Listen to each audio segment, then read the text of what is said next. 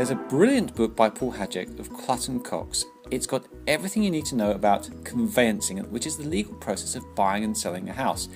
In this chapter, which is number 24, Paul talks about Gazumping and Gazundering. Now, different fragmented markets around the country mean that in some places Gazumping takes place. This is where the seller withdraws their property at the last minute, just as you're about to buy because they've got a better offer.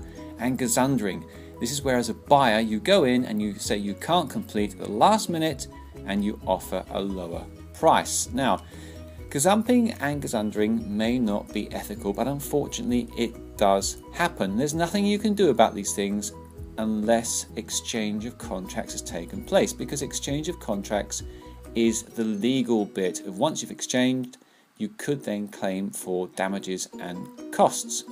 Now, the government has in the past tried to diminish the practice of gazumping. If you take yourself back to 1997, which is the housing bubble before this one, you may recall the late tale of a Labour MP who was so appalled by being gazumped on his proposed house purchase, he called for reform in conveyancing and home selling and buying process. Now, this eventually morphed into the Home Information Pact, which was 10 years later in August 2007. The irony was that HIPs actually facilitated gazumping. New purchasers, armed with a proper HIP, were able to offer more money for the property and attend the solicitors' offices and physically exchange contracts. Now, in today's housing market, different types of transactions are taking place. Some are in London, very, very hot market, taking place quickly, and others in the north of the country are taking much longer.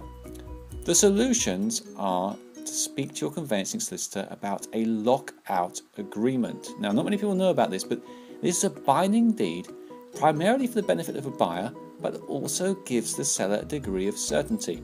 Now, the seller, provided the buyer is ready to exchange contracts within a defined period, cannot sell to anyone else. Now, the estate agents could call this perhaps a seller's market at the moment, but in some parts of the country it's the buyer's market, and it's not always the case that people will enter into this lockout agreement. But when you're contacting your conveyancing solicitor to prepare a conveyancing pack, which will be available the moment you sell, it can also shorten the time to exchange contracts. The conveyancing pack can include everything needed to effect a swift exchange of contracts, including this lockout agreement. So, here are just a few examples of how your conveyancing solicitor can actually help you achieve a fast and successful outcome to your conveyancing transaction without gazundering or gazumping actually taking place. So you need to speak to your conveyancing solicitor about a lockout if you are fearful of gazundering or gazumping taking place. You see, conveyancing solicitors can actually help you with a lot more than just a straightforward, simple transaction. They can smooth things along very quickly and actually protect you at the same time. If you have any questions, speak to someone like Paul Hadjick at Clutton Cox or speak to your conveyancing solicitor.